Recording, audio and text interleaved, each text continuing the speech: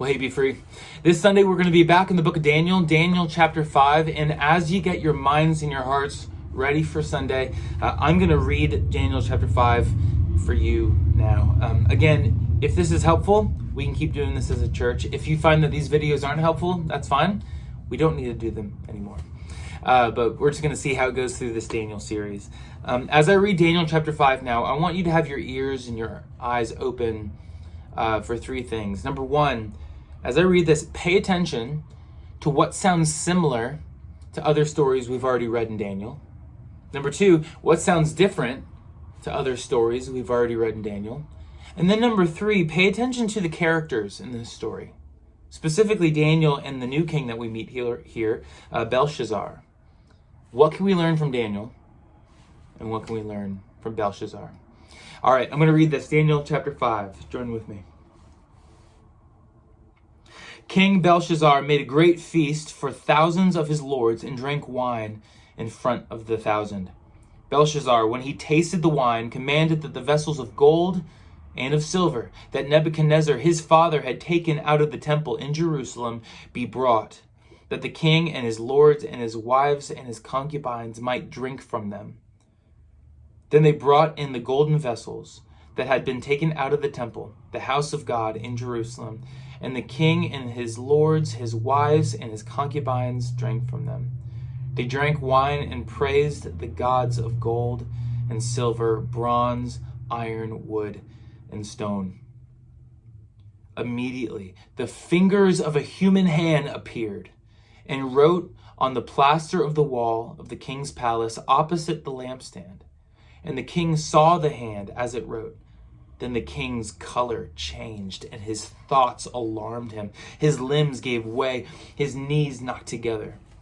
The king called loudly to bring in the enchanters, the Chaldeans, the astrologers. The king declared to the wise men of Babylon, "Whoever reads this writing and shows me its interpretation shall be clothed with purple and have a chain of gold around his neck, and shall be the third ruler in the kingdom."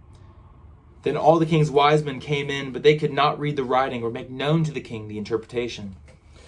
Then King Belshazzar was greatly alarmed, and his color changed, and his words were perplexed. His lords were perplexed. The queen, because of the words of the king and his lords, came into the banqueting hall. And the queen declared, "O king, live forever. Let not your thoughts alarm you or your color change. There is a man in your kingdom in whom is the spirit of the holy gods. In the days of your fathers, light and understanding and wisdom, like the wisdom of the gods, were found in him. And King Nebuchadnezzar, your father the king, made him chief of the magicians, enchanters, Chaldeans, and astrologers, because in excellent spirit, knowledge and understanding to interpret dreams, explain riddles, and solve problems were found in this Daniel, whom the king called Belteshazzar. Now let Daniel be called, and he will show the interpretation."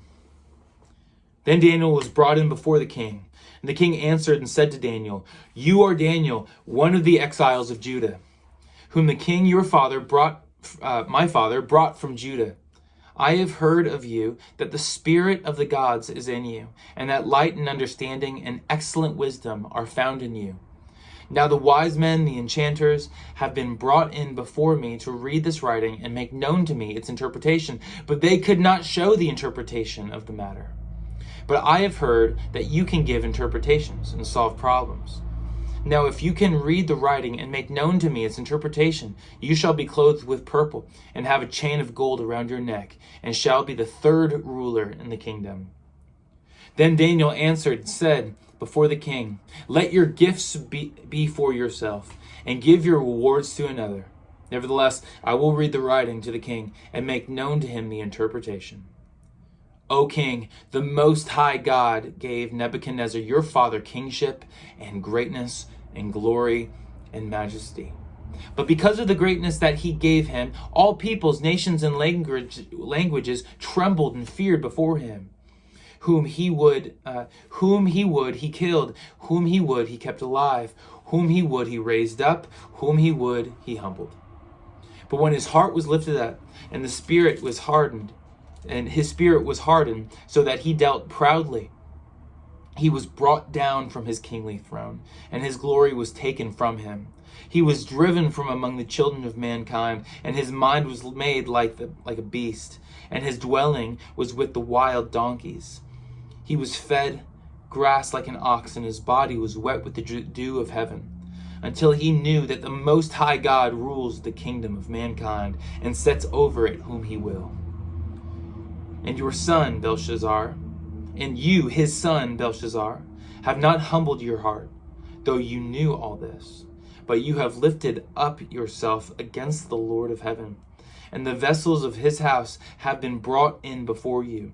And you and your lords, your wives and your concubines have drunk wine from them. And you have praised the gods of silver and gold, bronze, iron, wood, and stone, which do not see or hear or know, but the God in whose hand is your breath, and whose are all